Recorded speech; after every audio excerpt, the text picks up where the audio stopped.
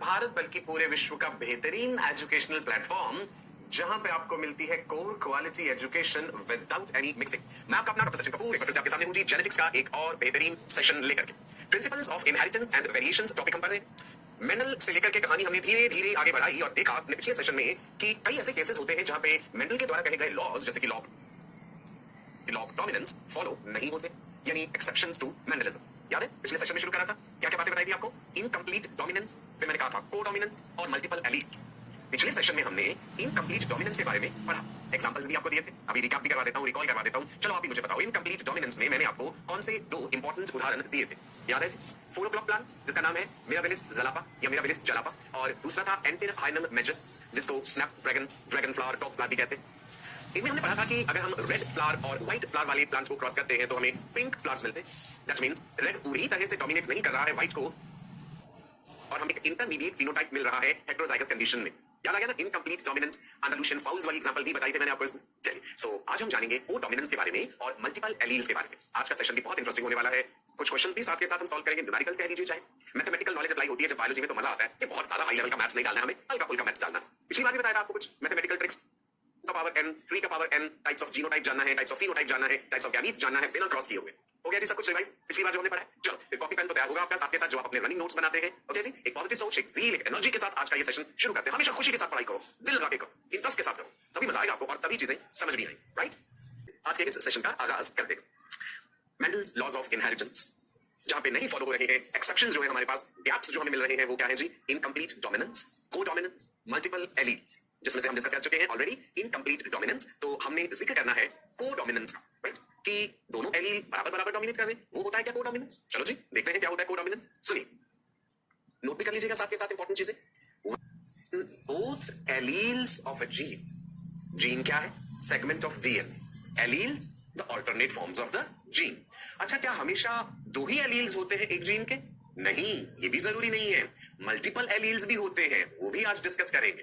तो सुनिए, when both alleles of a gene express themselves simultaneously in a heterozygote. Heterozygous condition में आ जाने पे दोनों एलील कहते हैं मैं भी खुद को एक्सप्रेस करूंगा, और दूसरा कहता है मैं भी खुद को एक्सप्रेस करूंगा। ये हुआ को डोमिनेंस। इनकम्प्लीट डोमिनेंस के साथ कंफ्यूज नहीं होना है, right? Both the alleles which are present together in heterozygous individual but do not show, present दोनों है पर वो क्या नहीं शो कर रहे? डोमिनेंट रिसेसिव रिलेशनशिप शो नहीं करते। भाई जैसे मान लो कैपिटल आर और अगर मैं स्मॉल आर लूं तो capital R is dominant over small R, ये तो हो गया डोमिनेंट रिसेसिव रिलेशनशिप। वो डोमिनेंस में ऐसा नहीं होगा, और ना ही इंटरमीडिएट कंडीशन होगी कि जैसे रेड वाला और व्हाइट वाला क्रॉस करा तो पिंक बन गया, ऐसा भी नहीं होगा। ना तो डोमिनेंट रिसेसिव रिलेशनशिप, ना ही इनकम्प्लीट डोमिनेंस वाली कंडीशन होगी को डोमिनेंस के केस में। जो एक्सप्रेस हो रहा है ट्रेट वो इंडिपेंडेंटली एक्सप्रेस हो रहा है, ठीक है जी? So they are expressing the trait independently, so we call them as codominant alleles. Clear हो गया जी? को-डोमिनेंट एलील एग्जांपल्स देखेंगे भी आगे और ज्यादा क्लियर हो जाएगा। सुनिए, पहली बात, codominant alleles should not be confused with incomplete dominance. ये बात इंपॉर्टेंट है, ठीक है जी? Codominant inheritance is characterised by distinct expression of gene products of both alleles. दोनों एलील कहेंगे हम अपने आप को एक्सप्रेस करेंगे, ठीक है जी? यहां डोमिनेंट रिसेसिव वाली बात नहीं आएगी। अच्छा, जैसे आपने ब्लड ग्रुप सुना होगा, आपने ए बी ब्लड ग्रुप सुना है? A blood group, B blood group, A B blood group, O blood group. तो ये जो ए बी ब्लड ग्रुप है ना, ये आज हम पढ़ेंगे इसको डोमिनेंस में, ठीक है? इनके लिए एलील्स हम जानेंगे कि भाई उनको कैसे लिखते हैं, कैसे रिप्रेजेंट करते हैं। तो ये मैंने आई ए आई बी जो लिखा है ये तो जीनोटाइप लिखा है, इस वाले जीनोटाइप में फिनोटाइप ए बी बनेगा। तो अगर मेरा ब्लड ग्रुप ए बी है तो मेरा जीनोटाइप ये है, दैट मींस मेरे पास ये आई ए एलील भी है, आई बी एलील भी है। आई ए कह रहा है मैं भी अपने आप को एक्सप्रेस करूंगा, आई बी कह रहा है मैं भी अपने आप को एक्सप्रेस करूंगा, इक्वली डोमिनेट कर रहे हैं दोनों, को डोमिनेंट है, राइट जी? सो यहां पे वो डोमिनेंट रिसेसिव वाली बात तो नहीं हुई ना, ना ही कोई इंटरमीडिएट वाली बात हुई है, दोनों बराबर के डोमिनेंट है। For co-dominance to be static, both products must be phenotypically detectable, right? So genotype में तो IA, IB आ गया, ब्लड ग्रुप के लिए phenotypically दिखना चाहिए वो कि भाई AB ब्लड ग्रुप है, you get it? Phenotypically detectable होना चाहिए। phenotype और genotype में अंतर आप जानते हैं, और डिटेल में समझते हैं इस चीज को, with examples समझते हैं। co-dominant alleles के केस में जो सिंबल्स हम यूज करते हैं, the symbols used for co-dominant alleles are different, अलग तरह से है। Co-dominant alleles are shown by the same capital letter, ध्यान दीजिएगा, by the same capital letter with different superscripts। जैसा मैंने ब्लड ग्रुप के लिए बताया कि भाई एलील आई और उसके ऊपर सुपरस्क्रिप्ट ए लगा दिया, सुपरस्क्रिप्ट बी लगा दिया, समझे? इस तरीके से शो करते हैं हम को-डोमिनेंट एलील्स को। शो करने का तरीका क्या है ये आपने समझा, मैं रिपीट करता हूं। Codominant alleles are shown by the same capital letter, capital I हमने लिया था, विद डिफरेंट सुपरस्क्रिप्ट्स। जैसे हेमोग्लोबिन की भी बात करेंगे, एचबी समझते हैं आप? Hb stands for haemoglobin. Hb के सिर पे ऊपर ए लिखा है सुपरस्क्रिप्ट, और यहाँ पे एचबी के ऊपर छोटा एस लिखा है। सो एचबी ए क्या है, एचबी एस क्या है, सिकल सेल हेमोग्लोबिन क्या है, वो भी आज हम समझेंगे, ठीक है जी? Now another another method is to show them by their own capital alphabets. दूसरा तरीका क्या है? That you can show them by their own capital alphabets. जैसे red hair है तो R लिख दिया, white है तो W लिख दिया cattle के केस में. ये एग्जांपल भी हम पढ़ेंगे कोड कलर इन कैटल का. ठीक है जी. कोडोमिनेंस समझिए. हम क्या पढ़ रहे हैं? Exceptions to Mendelism. Number 1 incomplete dominance. Example मेरा पहले Jalapa and then Hymn matches. That is Snapdragon and Andalusian fowls. फिर हम डिस्कस कर रहे हैं आज कोडोमिनेंस की जब दोनों एलील बराबर की डोमिनेंस रखते हैं. ब्लड ग्रुप्स इसमें एग्जांपल आएगा ABO ब्लड ग्रुप. राइट. उन एलील्स को रिप्रेजेंट कैसे करते हैं? ये भी हमने समझा. चलिए जी आगे बढ़ते हैं. Examples very important. ये नीट में क्वेश्चन की फॉर्म में फ्रेम हो सकता है. ठीक है. हमें ये लिखा होगा, बताना होगा कि भाई इनमें से कौन कौन से कोडोमिनेंस के एग्जांपल्स हैं. Number 1 ABO blood groups. Number 2 MN blood groups. बताइए नहीं, अभी बताता हूं ये MN क्या होता है. Sickle cell haemoglobin coat colour in cattle. आप भी नोट करेंगे साथ. Examples of codominance. Examples of codominance humans में भी देखने को मिल रहा है और कैटल जानवरों में भी है. क्या क्या है ह्यूमंस में example? ABO blood group, MN blood groups, sickle cell haemoglobin and cattle में कोड कलर इन कैटल. करते हैं डिस्कस डिटेल में. पहले डिस्कस कर लेते हैं यहाँ पे कोड कलर इन कैटल. गाय के केस में देखिए जी, आपको दिख रही है यहाँ पे एक रेड कलर की गाय कह दीजिए, पूरी सी है, डार्क पूरी सी रेडिश शेड दे रही है वो. सो यहाँ पे हमने एलील सिंबल्स जो है वो कैपिटल लेटर्स यूज कर लिए, कैपिटल आर. तो ये हमें लाल वाली गाय मिल रही है भाई. ये व्हाइट वाली है, इसके लिए WW हमने यूज कर लिया. ठीक है जी. तो आर जो है डोमिनेंट, WW कह रहा है भैया, मैं भी कम नहीं. Right. So capital R is red, capital Y is white. अब मान लीजिए आपने मेल लिया रेड और फीमेल व्हाइट, इनको क्रॉस कराया. अगली जनरेशन में आप क्या एक्सपेक्ट करते हैं? जो गाय होगी या गाय का मेल होगा, है ना, तो डिपेंड करते हैं कि मेल हो या फीमेल हो, उसका कलर क्या होना चाहिए, रेड या व्हाइट. अब आप देखेंगे हैरानी वाली बात है भाई, यहाँ पे genotype capital R capital W और कलर जो है रोन कलर कहते हैं, चितकबरा टाइप में मिल रहा है कि पैचेस मिल रहे हैं, कहीं कहीं लाल है या डार्क भूरा सा है और कहीं कहीं सफेद है. ये कैसे हो गया? या तो लाल और सफेद या पूरा सफेद मिल जाते हैं और कुछ डिफरेंट बनता. यहाँ पे दोनों दिख रहे हैं, पैचेस में दिख रहे हैं, चितकबरा सा एक पैटर्न दिख गया हमें. ठीक है जी. वैसे देखते हैं ये P stands for parental generation. लाल गाय मेल और हमने व्हाइट ले लिया फीमेल. यहाँ ऑपोजिट भी कर सकते हैं कि भाई व्हाइट मेल और जो रेड वाला है वो फीमेल कर सकते हैं. गैमेट्स हमने बना लिया, यहाँ पे कैपिटल R है, जैसे कैपिटल Y है. F1 जनरेशन में रोन कलर हमें मिला. इसका मतलब है लाल कह रहा है मैं भी अपने आप को एक्सप्रेस करूंगा, व्हाइट वाला कह रहा है मैं भी अपने आप को एक्सप्रेस करूंगा, मैं भी अपना जीन प्रोडक्ट जो है वो फिनोटाइपिकली एक्सप्रेस होने दूंगा. चलो इससे अगला जनरेशन देखते हैं. रोन वाला केस हम ले रहे हैं RW. अब इसमें क्या मीन्स देखिए, capital R and capital W. चलिए जी इनको क्रॉस करा देते हैं आपस में, देखते हैं हमें नतीजा क्या मिलता है. सो हमने फीमेल लिया RW और हमने मेल लिया RW. गैमेट्स बनाए पनेट स्क्वायर में, क्रॉस करना आपको आता है जी, पता है चीज. सो देखिए क्या क्या कॉम्बिनेशंस हमारे पास बने. कैपिटल R ये तो हो जाएगा भाई वो रेड लाल वाली गाय आ गई. कैपिटल W भी मिल जाएगा जो कि व्हाइट है. और फिर से ऐसा कॉम्बिनेशन भी बनेगा RW वाला, कैपिटल R कैपिटल W, यानी वही चितकबरा सा पैटर्न, लाल patches with the white one. So हमें F2 जनरेशन में रेशियो देखिए एक बार क्या मिल रहा है. एक बार देखना जीनोटाइपिक रेशियो और फिनोटाइपिक रेशियो क्या सेम आ रहा है. यहाँ पे सोचना जरा इस बारे में, क्या यहाँ पे F2 में जीनोटाइपिक रेशियो और फिनोटाइपिक रेशियो सेम है या नहीं है. चलिए देखिए, मैंने आपके सवाल का जवाब दे दिया. कोडोमिनेंस की बात हम कर रहे थे, ऑल माय राजा बेटा एंड रानी बेटियां, ऑल माय फ्यूचर डॉक्टर्स. देखो फिनोटाइपिकली जब आपने देखा उन गाय को तो आपने कहा भाई लाल रंग वाली भी है, सफेद वाली भी है. यहाँ पे मैं मेल फीमेल लेके चला कि आपको किस तरह बोलो, लाल रंग वाला भी है, लाल रंग वाली भी है, ऐसा जरूरी नहीं है. इन जनरल हम बोल रहे हैं. ठीक है जी. फिनोटाइपिकली रेड भी मिला हमें रोन कलर भी मिला और व्हाइट भी. तो जीनोटाइपिकली भी तो सेम ही चीज है ना. Capital R1, capital R small r2, small r1. सो कोडोमिनेंस में आपने देखा जीनोटाइपिक रेशियो और फिनोटाइपिक रेशियो सेम मिल रहा है आपको. राइट. चलिए इंटरेस्टिंग है ना ये. ओके देखो जी, डोमिनेंट रिसेसिव रिलेशनशिप की बात जब हम करते हैं वहां पे फिनोटाइपिक रेशियो आप देखिए, हमें अलग अलग जनरेशन की अगर हम बात कर ले, चाहे F1 में क्या मिलेगा, हमें F2 में क्या मिलेगा. सो देखिए यहाँ पे डोमिनेंट रिसेसिव रिलेशन में रेड और व्हाइट 3:1 में है और यहाँ पे हमें 1:2:1 में मिल रहे हैं. यहाँ पे जो जीनोटाइप है 1:2:1 और यहाँ पे जो जीनोटाइप है 1:2:1. तो फिनोटाइपिकली चेंज हो गया उस चीज का रेशियो जो है ना. क्यों? अगर हम यहाँ पे मान के चलते हैं कि डोमिनेंट रिसेसिव रिलेशनशिप है तो ये वाला भी रेड कलर होता और इसको डोमिनेंट रिसेसिव मानते तो ये भी तो रेड होता. Capital R dominant over small r. अगर डोमिनेंट रिसेसिव रिलेशनशिप होता तो फिर हमें फिनोटाइपिक रेशियो तो 3:1 ही मिलती ना. कैपिटल R भी रेड होता, कैपिटल R स्मॉल r भी रेड होता, capital R small r red होता, तो 3:1 का रेशियो मिल गया. स्मॉल r व्हाइट होता. लेकिन क्योंकि यहाँ पे कोडोमिनेंस की बात हो रही है तो फिनोटाइपिक रेशियो हमारा 1:2:1 and same goes for genotypic ratio. Right. चलिए कोडोमिनेंस की एग्जांपल्स हम पढ़ रहे हैं और रेशियोस कंपेयर कर रहे हैं. अब हम इस चीज को इनकम्प्लीट डोमिनेंस के साथ कंपेयर कर लेते हैं. चलो इनकम्प्लीट डोमिनेंस में हमने देखा था फिनोटाइपिक रेशियो हो गया था क्योंकि पिंक वाला फ्लावर है ना उसमें 1:2:1. वहां पे पिंक आ गया. यहाँ पे एक अलग चीज दिख रही है रोन, तो यहाँ पे भी 1:2:1 है. राइट जी, 1:2:1 है. अब यहाँ पे हमने गाय को लेके ये सिर्फ एग्जांपल के तौर पे आपको दिखाया, ऐसा नहीं कि यहाँ पे इनकम्प्लीट डोमिनेंस हो है. नहीं, अगर होता तो सिचुएशन ऐसी होती. सो यहाँ पे आप देखिए आपको सारी रेशियो सेम दिख रही होगी. इनकम्प्लीट डोमिनेंस में phenotypic ratio genotypic ratio same है. The same applies to codominance. Phenotypic ratio genotypic ratio same. ठीक है जी. 1:2:1, 1:2:1. I hope it's clear now. जब हमने डोमिनेंट रिसेसिव रिलेशनशिप को कंपेयर करा और जब हमने इनकम्प्लीट डोमिनेंस और कोडोमिनेंस को भी कंपेयर करा आपस में रेशियोस के लिए. Please remember this part is important. अभी तो चीजें आसान लग रही हैं, है ना. कई बार क्या होता है जब पूरा सिलेबस हो गया हमारा फिर हम क्वेश्चंस करने बैठे तब कई बार कंफ्यूजन हो जाती है. वो कंफ्यूजन ना हो इसलिए साथ के साथ नोट्स बनाने को कहता हूं. You have study material, I know that. You have these beautiful lectures with you, I know that. You have your mentors to guide you, I know that. लेकिन जो आपके अपने हस्तलिखित नोट्स है ना, ये अनमोल है. ये काम आएंगे हमेशा. एंड टाइम पे जब रिवीजन करने बैठोगे ना तो ये लाइनें जब पढ़ोगे तो देखना कितनी जल्दी चीजें रिकॉल होती. ओके जी. Now factors do not show dominant recessive relationship. Codominance में the factors do not show dominance recessive relationship. ये बात हमने जानी. Both of the alleles या factors in a heterozygote are expressed independently. मतलब law of dominance वाली बात follow नहीं हुई. तो मेंडल की कही गई बातें हर बार फॉलो हो, हर ऑर्गेनिज्म में हो, ये जरूरी नहीं होता. हमने कोडोमिनेंस में एक एग्जांपल अभी देखा, that is the coat color in cattle. एक और एग्जांपल और भी है, short horn cattle. Right? That is also another example. Short horns मतलब छोटे सींगों वाली गाय जो है. Okay. एक और इंटरेस्टिंग एग्जांपल इसमें जहां से क्वेश्चंस फ्रेम होते हैं, that is blood groups. Blood groups का टॉपिक हम पढ़ भी चुके हैं ऑलरेडी. क्लास 11th में भी आपको बताया कि मैंने बहुत सारी बातें इससे रिलेटेड. आप जानते हैं कि जनरली जब हम ब्लड ग्रुप्स की बात करते हैं तो हम ABO सिस्टम की बात करते हैं. एज पर international society for blood transfusion There are more than 30 different blood group systems. ABO blood group system, RH factor system, MMS system, Lewis system, Duffy system, Gall system, बहुत सारे systems.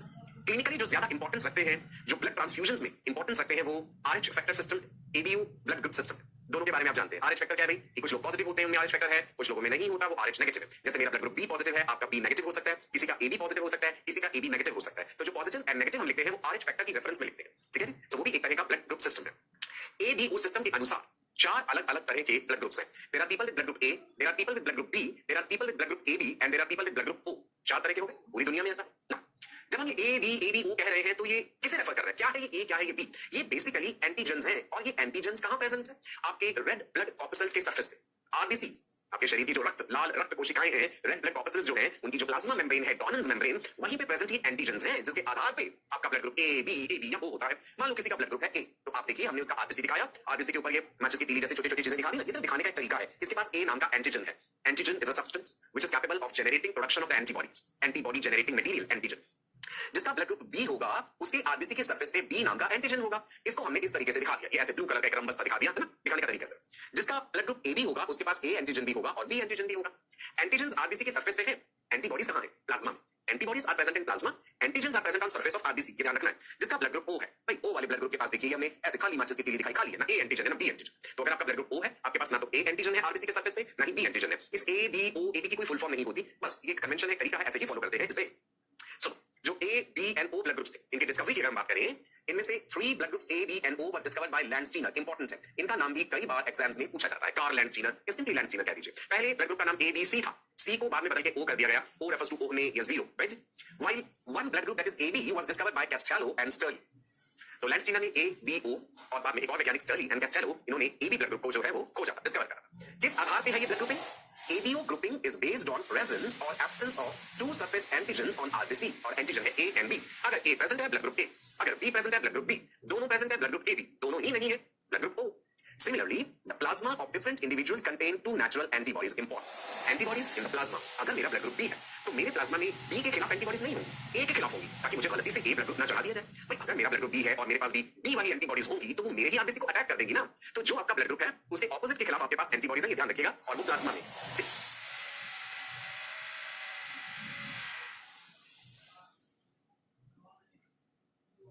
फिर से इस टेबल की form को समझ लेते हैं. एंटीजन आरबीसी के सरफेस पे है, एंटीबॉडी प्लाज्मा में है. अगर है एंटीजन ए तो ब्लड ग्रुप है ए. अगर है एंटीजन बी आरबीसी के सरफेस पे तो है ब्लड ग्रुप बी. अगर है एंटीजन ए भी और बी भी तो है ब्लड ग्रुप ए बी. अगर सिचुएशन है कि ना तो ए ना ही बी तो है ब्लड ग्रुप ओ.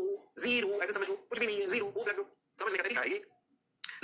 अब आते हैं हम ओ डोमिनेंस पे कि ब्लड ग्रुप्स का जिक्र कर रहे थे, तो यहाँ ओ डोमिनेंस वाली बात क्या है? फिनोटाइप जीनोटाइप यहाँ हमें समझना होगा. अगर किसी का ब्लड ग्रुप ए है तो जेनेटिकली उसका जीनोटाइप है, ऐसे लिखते हैं. मैंने कहा ना, हम कैपिटल लेटर लेके उसके ऊपर जो है सुपरस्क्रिप्ट डाल देते हैं IA, ये हो गया जीनोटाइप. अगर बी ब्लड ग्रुप है तो जेनेटिकली जीनोटाइप IB, राइट. सो एलील हम रिप्रेजेंट कर रहे हैं upper case base symbol with different superscripts. इतना क्लियर हो गया जी? ए को कैसे रिप्रेजेंट करना है, बी को कैसे. चलो अब हम एक क्रॉस देखते हैं. पेरेंटल जनरेशन हम लेते हैं कि भाई पेरेंट्स जो है उसमें एक पेरेंट का ब्लड ग्रुप है A, एक पेरेंट का ब्लड ग्रुप है B. मान लीजिए फादर जो है वो A है, मदर B है, या मदर A है और फादर B है, इससे कोई फर्क नहीं पड़ेगा. आप इसमें जेंडर पे मत जाइएगा, लेकिन ऑब्वियसली एक मेल पार्टनर लिया, एक फीमेल पार्टनर लिया. सो मेल पार्टनर मैंने कह दिया A ब्लड ग्रुप,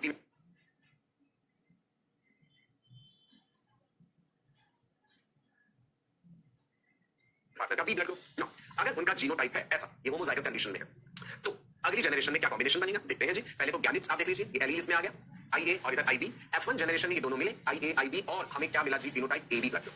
यानी IA और IB जब आमने सामने आते हैं तो दोनों एक दूसरे पे भारी पड़ते हैं, राइट. और हमें फिनोटाइप मिला AB, तो ये हो गया ओ डोमिनेंस वाला situation, right. Is it clear? चलो वेरी गुड, आगे बढ़ते हैं. नाउ अब हमने लिया कि एक पर्सन है AB जनरेशन, ठीक है जी. एक पर्सन जो है AB ब्लड ग्रुप हमने लिया, उसका जीनोटाइप है ये वाला IA IB. गैमेट्स देख लीजिए क्या बन जाएंगे इसमें, राइट. अब हम एक सिचुएशन ले रहे हैं कि एक ऐसा इंसान है, एक फीमेल है जिसका ब्लड ग्रुप AB है, और देयर इज अ मेल जिसका ब्लड ग्रुप AB है. अब यहाँ पे जब हम जेनेटिक्स में क्रॉस करते हैं तो हम कहते हैं ना F1 जनरेशन को हमने सेल्फ फर्टिलाइज कर दिया, वो प्लांट्स के केस में यूज कर लेते हैं, या F1 के इंडिविजुअल को आपस में ब्रीड करा दिया. ह्यूमन जेनेटिक्स की बात करते समय हमें थोड़े सा सोशल फैक्टर्स भी देखने, राइट. इसलिए मैंने ये नहीं कहा कि F1 जनरेशन को हमने सेल्फ फर्टिलाइज कराया, ह्यूमंस में ऐसा नहीं होता. नहीं मैंने ये कहा कि F1 के इंडिविजुअल्स को आपस में ब्रीड करा दिया, बिकॉज़ ह्यूमंस के केस में we have certain rules, set of rules which we follow because we belong to a civilised society. आप समझ मेरी बात? बिकॉज़ F1 इंडिविजुअल्स अगर ह्यूमंस की बात करें तो भाई बहन है ना आपस में. अब हम यहाँ पे तो क्रॉस की बात नहीं कर सकते ना, इसीलिए मैं आपको समझा रहा हूँ कि अगली जनरेशन के लिए, नेक्स्ट जनरेशन स्टडी करने के लिए हम क्या एग्जांपल ले रहे हैं कि एक इंडिविजुअल, एक फीमेल इंडिविजुअल जिसका ब्लड ग्रुप है AB, राइट. हम कहते हैं कि उसकी मैरिज हो जाती है, उसकी शादी होती है ऐसे मेल के साथ जिसका ब्लड ग्रुप भी AB है. आप समझ रहे हैं ना? They are not members of the same family, otherwise they will be siblings. इसलिए हम उस तरह से टर्म्स यूज नहीं करते, समझना है लेकिन उस चीज को. I hope you are getting what I am trying to convey, right जी. सो एक मेल और एक फीमेल हमने यहाँ पे लिए जो अनरिलेटेड है एक दूसरे से, उनमें मैरिज होती है. मैं क्रॉस वर्ड भी नहीं यूज कर रहा हूँ यहाँ पे, है ना. जो अगली जनरेशन आएगी, जो बच्चे आएंगे, वहां पे क्या क्या कॉम्बिनेशन संभव है ना। जेनेटिकली हमने देखा भाई IA ये IA तो इसमें हमें कॉम्बिनेशन मिल गया IA यानी ब्लड ग्रुप ए। Very good. अगर ये वाला एलील इसके साथ फर्टिलाइज हुआ है, क्रॉस हुआ है, तो भी यही कॉम्बिनेशन है जी हमारे पास IA और IB, तो ये ब्लड ग्रुप हो जाएगा AB, राइट, कोडोमिनेंस वाली सिचुएशन। और अगर IB और इस IA को लेकर चल रहे हैं तो भी कोडोमिनेंस वाली सिचुएशन, और IB और IB मिलने पे ब्लड ग्रुप B है। समझा नहीं बात। पेरेंटल जनरेशन में AB ब्लड ग्रुप, जब शादी हो, आगे बच्चे हो, तो क्या क्या तरह के ब्लड ग्रुप संभव हो जाएंगे, A भी, B भी और AB भी। हो नहीं आ रहा यहाँ पे, है ना, वो क्यों नहीं आ रहा वो भी समझते आगे। इतनी बात क्लियर हुई जी आपको? Very good. चलो आगे बढ़ो। यहाँ पे फिनोटाइपिक रेशो देखिए आप बेटा, ऑब्वियसली फिनोटाइप हमें तीन तरह के मिल रहे हैं। ऐसे इंडिविजुअल्स भी हैं जिनका ब्लड ग्रुप A है, ऐसे इंडिविजुअल्स भी हैं जिनका ब्लड ग्रुप B है, और AB वाले भी। तो 1:2:1। अब हम देखते हैं genotypic ratio IA IB IA 1:2:1। वही बात हो गई कि कोडोमिनेंस में हमें फिनोटाइपिक रेशो और जीनोटाइपिक रेशो जो है वो सेम मिल रहा है। ओके जी, ठीक है। So human blood groups example हो गए जी हमारे पास किस चीज का, कोडोमिनेंस का। और भी कई चीजों के एग्जांपल शो करते हैं, वो भी हम समझेंगे। ये ब्लड ग्रुप्स वाली बड़ी इंटरेस्टिंग चीज है, मल्टीपल एलील्स भी इन्वॉल्व है इसमें। अभी हम एक और एलील भी पढ़ेंगे इसमें, IA IB तो पढ़ लिया, वो वाला ब्लड ग्रुप कहां गया उसके बारे में तो पढ़ा ही नहीं अभी हमने। देखिए सो लीजिए पहले, persons with IA IB alleles have blood group AB because क्यों, both IA and IB alleles are codominant. दोनों एक दूसरे के ऊपर दबदबा बना के रखते हैं। AB ब्लड ग्रुप अगर है किसी का, तो फीचर क्या है उसका, कैरेक्टराइजेशन, कैरेक्टर क्या है। AB blood group is characterised by presence of both antigen A, क्योंकि फिनोटाइपिकली एक्सप्रेस करेगा। जीनोटाइप में IA है, वो कहेगा मैं भी RBC के सरफेस पे एंटीजन A बनाऊंगा, A नाम का एंटीजन बनाऊंगा, एंड एंटीजन B IB वाला कहेगा मैं भी फिनोटाइपिकली एक्सप्रेस करूंगा, मेरा भी एंटीजन RBC के सरफेस पे आना चाहिए, राइट। क्लियर हुआ, ये था कोडोमिनेंस। नाउ अब एक एग्जांपल और लिया था, जब मैंने शुरू में एग्जांपल्स बताई थी कोडोमिनेंस की, एक तो ABU ब्लड ग्रुप सिस्टम, एक और बताया था M and N blood group system, है ना। Now Karl Landsteiner and Philip Levine discovered a glycoprotein, ये जो एंटीजन्स हैं ग्लाइकोप्रोटीन्स होते हैं, glycoprotein molecule on the surface of RBC that is also acting as an antigen. भाई RBC का surface बड़ा कॉम्प्लेक्स है, कई तरह के एंटीजन्स हैं, सिर्फ A B O वाले नहीं है, और भी है। In the human population two forms of this glycoprotein exist designated as M and N, तो an individual may exhibit either one or both of them. MN system is under the control of a locus, ये locus word अभी हम समझेंगे आगे, found on chromosome number 4। ये ध्यान रखिए, हमारे अल्टीमेटली तो क्रोमोसोम्स के ऊपर ही जीन्स हैं जो इन चीजों को रिफ्लेक्ट कर रहे हैं प्रोटीन्स की फॉर्म में। क्रोमोसोम नंबर 4 के ऊपर इसके लिए एलील्स प्रेजेंट है MN ब्लड ग्रुप के लिए, और यहाँ पे हम डेजिग्नेट करते हैं LMLN। This is the way how we represent them. So मान लीजिए किसी का ब्लड ग्रुप फिनोटाइप है M है, सपोज M है, राइट। ABO के अकॉर्डिंग हो सकता है मेरा B ब्लड ग्रुप है,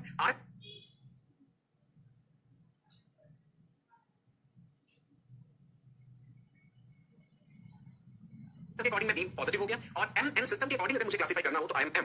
so blood group phenotype M है, तो जीनोटाइप हो जाएगा जी इंडिविजुअल का कैपिटल M, एंटीजन प्रेजेंट है M, एंटीबॉडीज नहीं, ठीक है जी। फिनोटाइप अगर हुआ N तो जीनोटाइप है कैपिटल N, एंटीजन है कैपिटल M, राइट। अगर है फिनोटाइप MN, जैसे AB ब्लड ग्रुप वाले होते हैं, और जीनोटाइप होगा MN और एंटीजन भी दोनों होंगे, तो ये कोडोमिनेंस की एग्जांपल हो गया। कंफ्यूज मत होइए, सिंपल भाषा में याद रखिए। कोडोमिनेंस की उदाहरण में एक तो ABO ब्लड ग्रुप सिस्टम आता है, दूसरा MN ब्लड ग्रुप सिस्टम है। ये भी एक तरीका है इंडिविजुअल्स को क्लासिफाई करने का M या N एंटीजन के आधार पे। Certain people have this M antigen, some have N and some have both M and N। तो जो MN दोनों वाले हैं जिनके पास ये एंटीजन, वो कोडोमिनेंस की एग्जांपल है। इतना सिंपल सा याद रख लीजिए, ठीक है। आगे बढ़ो, चलो गुड, मजा आ रहा है ना जेनेटिक्स में।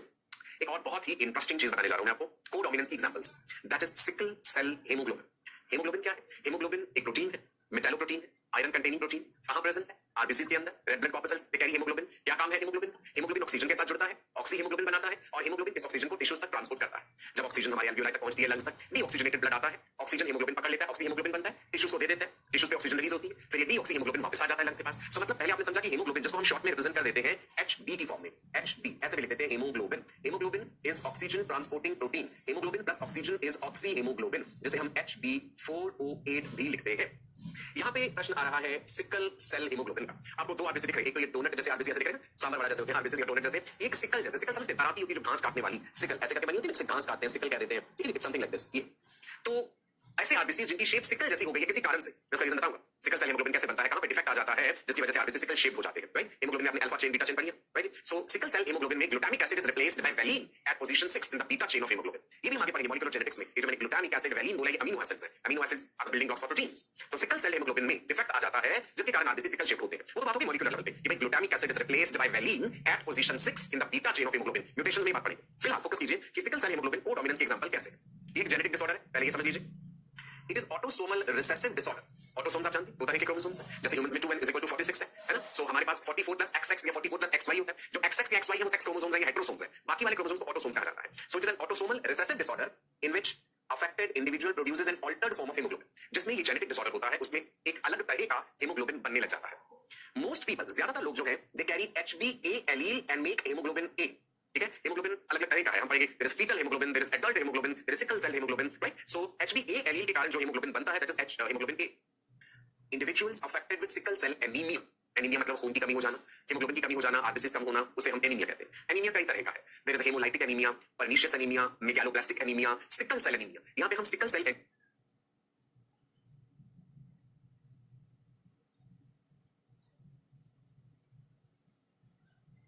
एनीमिया की बात कर रहे हैं। So individuals affected with sickle cell anaemia, जिन्हें सिकल सेल एनीमिया है, they are homozygous for the HbS allele and they produce only haemoglobin S, defective haemoglobin बना रहे, जिसके कारण this causes their red blood cells to deform, RBC की shape बदल जाती है, they become sickle shaped under conditions of low oxygen concentration. जब किन्हीं कारणों से हाइपोक्सिया हो, ऑक्सीजन की कमी हो, या उनके शरीर की ऑक्सीजन डिमांड बढ़े, वो तेजी से दौड़े भागे, तो उनके आरबीसी सिकल शेप होने लग जाते हैं। Sickle shaped RBC blood vessels में चिपक जाते हैं, क्लॉट्स बना देते हैं, ऑर्गन तक प्रॉपर्ली ऑक्सीजन नहीं पहुंच पाएगी और कई कॉम्प्लिकेशंस हो जाती है। मैंने आपको बताया कि सिकल सेल एनीमिया क्या है। सिकल सेल एनीमिया एक जेनेटिक डिसऑर्डर है, autosomal recessive disorder. Types of disorders भी आगे बढ़ेंगे। जिन लोगों को ये जेनेटिक डिसऑर्डर होता है, उनके शरीर में एक एबनॉर्मल तरह का हीमोग्लोबिन बनता है HbS। ऐसे हीमोग्लोबिन की टेंडेंसी है वो क्रिस्टल्स बना देता है, आरबीसी की शेप को बदल देता है, आरबीसी सिकल शेप होकर के ब्लड वेसल्स को क्लॉट कर देते हैं, ब्लॉक कर देते हैं। The sickling phenomena causes the lifespan of these cells to greatly shorten to a few weeks. Normally RBCs का lifespan कितना होता है, आपको याद है? RBCs का lifespan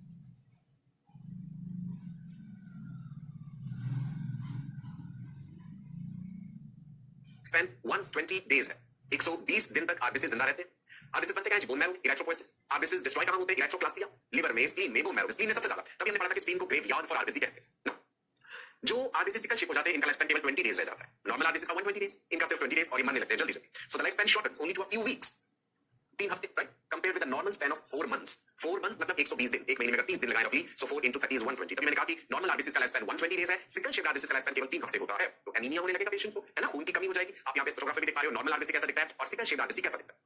Abnormal sickle cells can become clogged in the capillaries throughout the body, leading to localized areas of oxygen depletion. मान लो ये ब्लड कैपिलरी है, भाई ऑब्वियस सी बात है, सिकल शेप आरबीसी यहां चिपकते जाएंगे, एक दूसरे के साथ भी ब्लड वेसल को ब्लॉक कर देंगे, ब्लड वेसल में ब्लॉकेज हुआ, टिश्यूज तक ब्लड नहीं पहुंचेगा, ऑक्सीजन की कमी होने लगेगी, हाइपोक्सिया होगा टिश्यूज पे, कॉम्प्लिकेशंस। तो ये सिकल सेल एनीमिया की कॉम्प्लिकेशंस हमने आपको बताई।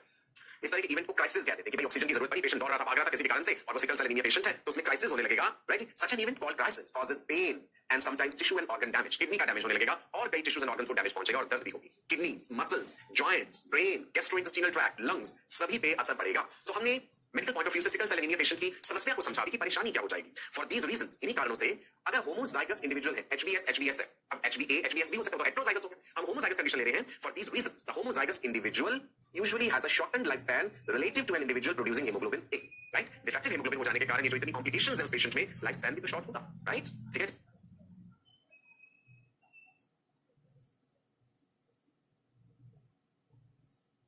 समझे सिकल सेल एनीमिया को ना? फिनोटाइप के लेवल पे मैंने आपको बता दिया, अब हम जीनोटाइप के लेवल पे समझते हैं। कैरियर क्या है यहाँ, राइट? जो सिकल सेल का डिफेक्टिव एलील कैरी कर रहा है, हेटेरोजाइगस इंडिविजुअल जो है, और सफरर कौन है जिसे एक्चुअल में हो जाएगा सिकल सेल एनीमिया। देखिएगा भाई ध्यान से इस चीज, पेरेंटल जनरेशन में मैं फिनोटाइप ले रहा हूं, सिकल सेल का कैरियर है, राइट? ये हेटेरोजाइगस है, इसमें genotype HbA HbS, normal allele भी है, डिफेक्टिव एलील भी है, और हमने एक और लिया है यहाँ पे पेरेंट, सिकल सेल कैरियर, वो भी हेटेरोजाइगस है, डिफेक्टिव एलील भी है, नॉर्मल एलील भी है। गैमेट्स बनाते हैं HbA HbS HbA HbS, ये हमने दोनों पेरेंट्स हेटेरोजाइगस कंडीशन वाले लिए हैं। अब हम इनके ऑफस्प्रिंग्स पे आते हैं, क्या क्या संभव कॉम्बिनेशंस हैं।